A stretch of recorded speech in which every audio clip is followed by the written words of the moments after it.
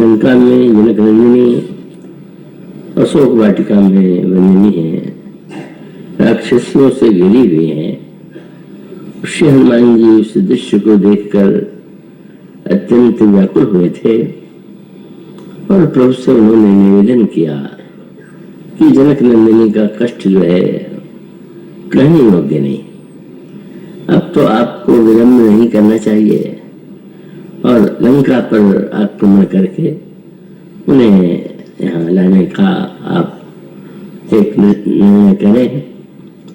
भगवान श्री राम ने सुग्रीव से यही कहा कि अब विलंब की आवश्यकता नहीं है, आप तत्काल बंधुओं को आज्ञा दीजिए। और तब वह भगवान राम के साथ बंधुओं का जो विशाल समूह है वो समुद्र के किनारे तक पहुंच जाता है। किंतु अभी तो इस किनारे और यहाँ लंका में जनक नंदिनी है, वहां के बीच में एक विशाल समुद्र लहरा रहा है जिसकी दूरी शत योजन की कही गई। प्रभु अपने प्रिय परिजन, भक्त और मित्रों के साथ समुद्र पर बैठे हुए यह विचार करते हैं कि जो समुद्र है वो इतना विशाल है, इतना अगाध है कि इसका पार कर पाना तो बड़ा असंभव जैसा लगता है। रावण का भी ऐसा ही विश्वास था। वैसे तो संभवतः राजनीति की दृष्टि से जब युद्ध के पहले रावण ये निर्णय करता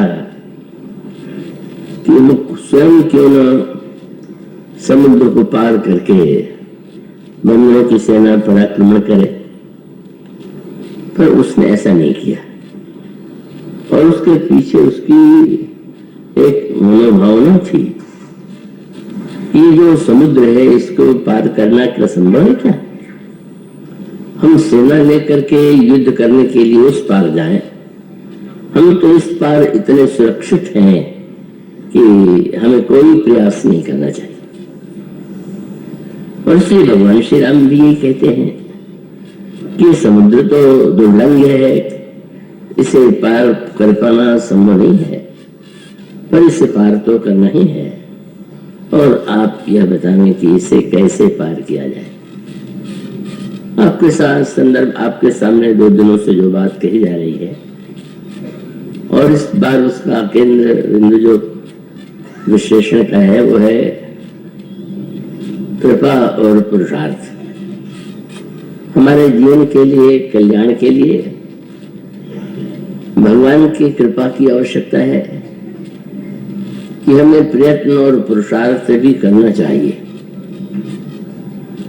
और जैसा कि मैंने आपके सामने कहा कि रामचरितमानस का जो दर्शन है वो दर्शन यही है, उसमें कोई एक पक्ष का समर्थन और दूसरे का विरोध नहीं। उसे हम समन्वय की दृष्टि से देखते हैं और यह बताने का बार बार अनेक घटनाओं के द्वारा प्रयास किया गया कि कृपा और साधना या पुरुषार्थ ये कोई परस्पर विरोधी नहीं है। व्यक्ति के जीवन में इन दोनों की आवश्यकता है। ये जो प्रसंग है इसमें इस प्रश्न का उत्तर बड़े ही अनोखे रूप में दिया गया है, तब आप पूरी एकाग्रता से सुनकर उसे समझ सकेंगे, ऐसा मेरा विश्वास। आपने सुना कल और परसों जो सुनते रहे हैं कि रामचरितमानस का एक रूप तो वह है जो ऐतिहासिक है और उस ऐतिहासिक प्रसंग में इससे बड़ा कोई पुरुषार्थ हो ही नहीं सकता था कि समुद्र पर पुल का निर्माण करके लंका पर विजय प्राप्त की जा सके। किंतु इसके पीछे जो 2 भिन्न विचार है और जिसका प्रतिनिधित्व विभीषण और लक्ष्मण करते हैं, स्वाभाविक रूप से प्रत्येक व्यक्ति का अपना स्वभाव होता है। और एक बात मैं आपसे बता दूं कि भगवान श्री राम ने अपने चरित्र में एक भी व्यक्ति ऐसा नहीं है कि जिसको परिवर्तित किया हो, बदला हो। बड़ी विचित्र सी बात लगती है। हम जब किसी व्यक्ति की प्रशंसा करते हैं तो ये कहा करते हैं कि तो उन्होंने समाज को या व्यक्तियों को बदल दिया, पर रामचरितमानस का जो दर्शन है वो बड़ा अनोखा है। और उसका प्रमाण ये है कि जितने पात्र आपको मानस में दिखाई देते हैं और जिन पात्रों का संबंध भगवान राम से है, क्या वो श्री राम के संबंध में उनसे जुड़ करके बदल गए क्या? ऐसा नहीं। और इसके पीछे रामचरितमानस का दर्शन बड़ा समझने योग्य है, और वो ये है कि संसार में जैसे अनगिनत पुष्प हैं, पौधे हैं, वृक्ष हैं, और उनकी रचना ऐसी हुई है, किसी में पुष्प है तो सुगंध है, किसी में सुगंध नहीं है, फलों के संदर्भ से भी भिन्नता है। तो भगवान श्री राम की ये जो मान्यता है वो बिल्कुल यथार्थ है। वस्तुतः व्यक्ति परिवर्तित बाहर से भले ही होता हुआ दिखाई दे, पर वो व्यक्ति भीतर से बदल सकता नहीं। और उसका कारण ये है कि जिसको हम स्वभाव के रूप में जानते हैं, आप कहते हैं इनका तो स्वभाव ऐसा है, तो स्वभाव शब्द एक बड़ा अनोखा शब्द है, और इसके परिवर्तन के लिए लोग प्रयत्न करते हैं कि भाई सामने वाले का स्वभाव बदल जाए। अपने स्वभाव के बदलने की चिंता तो शायद कम लोग करते हैं, पर दूसरों के स्वभाव को बदलने के लिए प्रयत्नशील होते हैं।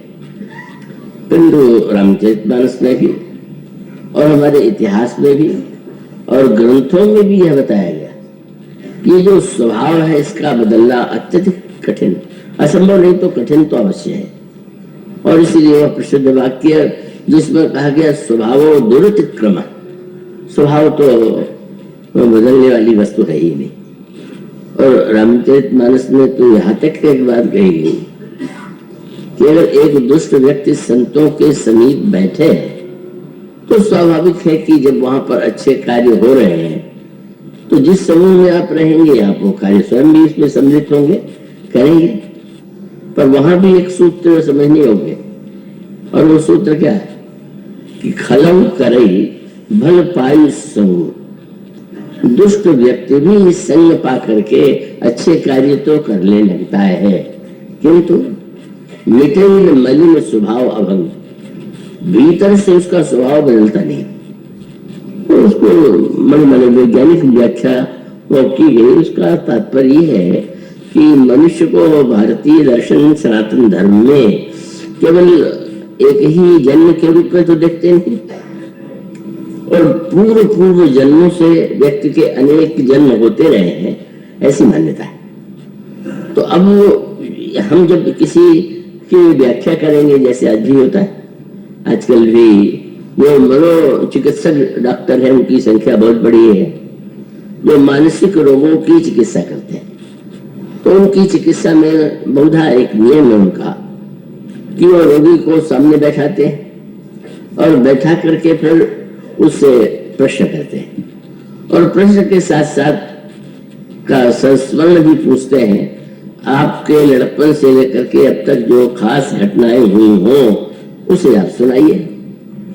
तो उसका उद्देश्य ये होता है कि उनकी मान्यता है कि व्यक्ति के जीवन में बड़ी गहराई से बाल्यावस्था में जो बातें बैठा दी जाती हैं, उसी का परिणाम युवावस्था में और बाद में सामने आता है।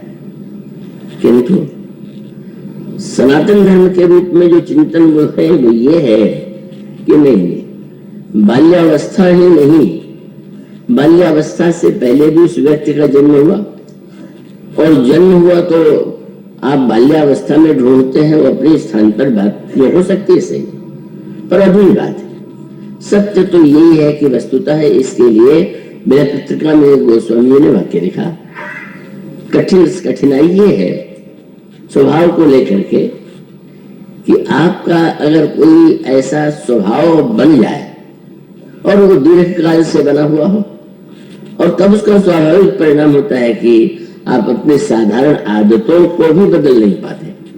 और इसी को गोस्वामी जी कहते हैं कि मोह जनित मल्लाग विविध विधि कोटि जतन न जाई, और जन्म जन्म अभ्यास निरत चित अधिक अधिक लपटाई। और ऐसी स्थिति में स्वभाव का अगर पूर्व पूर्व जन्मों से संबंध है तो इस जन्म में मान लीजिए प्रवचन कोई सुने, भाषण सुने और उसको सुन करके ये सोचने लगे कि इससे मेरा स्वभाव बदल जाएगा, तो शायद ये आशा नहीं पूरी हो सकती। भगवान श्री राम की विलक्षणता क्या है कि जो व्यक्ति जैसा है वो उस व्यक्ति को बदलने के स्थान पर उसको ऐसी दिशा दे देते हैं कि उसके चाहे वो गुण और चाहे दोष हो, सबका सदुपयोग हो जाता है। अब वो 9 दिन की व्याख्या तो 9 दिन में संभव नहीं है, पर अब जैसे दृष्टांत के रूप में पात्रों में देखें, और यहाँ पर भी यही है कि भगवान राम के प्रिय भाई लक्ष्मण और लंका से आए हुए विभीषण, दोनों के स्वभाव में कितनी भिन्नता है, दोनों कितना अलग अलग ढंग से सोचते हैं, और भगवान श्री राम उन दोनों को महत्व देते हैं। वो ये नहीं कहते कि तुम्हें कमी है, इसको तुम्हें छोड़ देना चाहिए, अपितु ये देखते हैं इसके स्वभाव का क्या सदुपयोग किया जा सकता है। अब इस संदर्भ से बहुत विस्तार न करके यूं कहें कि बाली और सुग्रीव 2 भाई, पर दोनों के स्वभाव में बड़ी भिन्नता। सुग्रीव इतनी पलायनवादी प्रवृत्ति के हैं, भागने वाले, कि वो सामना ही नहीं कर पाते घटनाओं का, भाग खड़े होते। और बाली एक ऐसा व्यक्ति है कि कभी किसी चुनौती से नहीं भागता है, किसी की चुनौती को भी स्वीकार करता है। पर भगवान श्री राम ने अगर देखने में बाली के ऊपर प्रहार किया, लेकिन अंततोगत्वा उन्होंने बाली को भी महत्व दिया, सम्मान दिया, और अंगद के रूप में बाली को ही उन्होंने अपनी सेवा में स्वीकार कर लिया। तो ये जो एक सूत्र है उसका तात्पर्य यह है कि हमें बदलने की इतनी आवश्यकता नहीं, अभी तो आवश्यकता है कि जो हम में है उस होने को हम कैसे सही दिशा में उसका उपयोग करें।